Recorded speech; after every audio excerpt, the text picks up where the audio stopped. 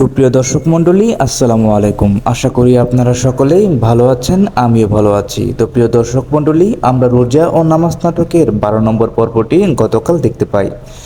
তো প্রিয় দর্শক মণ্ডলী, আমরা রোজা ও নামাজ নাটকের 12 নম্বর পর্বে দেখতে পাই মাতাব্বর সাহেব বিভিন্ন নানা অকর্মে জড়িয়ে পড়েছে এবং কি সে হামজার বাইকে আটকে রেখে 10 লক্ষ টাকা দাবি করতেছে।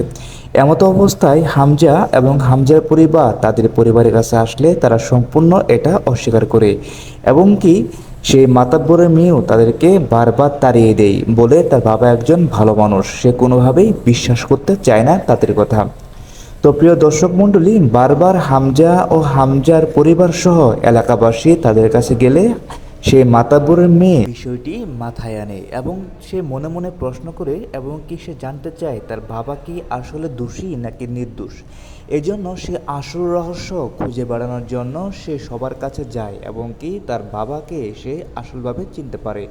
তার জন্য সে পুলিশের কাছে যায় এবং বিভিন্নভাবেই সবার কাছে সে সাহায্য চায়। সে বলে তাকে আসল সত্য ঘটনা জানতেই হবে। তো প্রিয় দর্শক মণ্ডলী, এই ছিল রোজা ও নামাজ নাটকের 12 নম্বর পর্বে ঘটে যাওয়া বিষয়গুলো। তো সুপ্রিয় দর্শক মণ্ডলী, এখন আমাদের মনে প্রশ্ন জাগতেছে, তাহলে রোজা ও নামাজ নাটকের 13 নম্বর পর্বটি আমরা কবে দেখতে পারবো? হ্যাঁ সুপ্রিয় দর্শক মণ্ডলী, আমরা রোজা ও নামাজ নাটকের 13 নম্বর পর্বটি আগামীকাল দুপুর 3 কোটিকার সময় ইগল টিম তাদের ইউটিউব চ্যানেলে আপলোড করলে আমরা অবশ্যই দেখতে পারবো।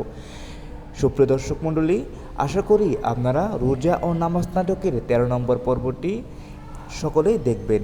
সুপ্রিয় দর্শক মণ্ডলী, রোজা ও নামাজ নাটকের এই ধারাবাহিক পর্বগুলো দেখার জন্য আমার মতো আপনারা কে কে অধীর আগ্রহে বেকুল হয়ে বসে থাকেন তারা কিন্তু অবশ্যই কমেন্টস বক্সে জানিয়ে দিবেন।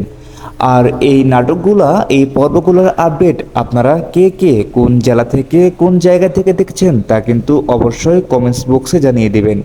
আর রোজা ও নামাজ নাটকের সবচেয়ে কোন গুরুত্বপূর্ণ ক্যারেক্টারটি আপনার কাছে ভালো লেগেছে তাও কিন্তু কমেন্টস বক্সে জানিয়ে দিবেন।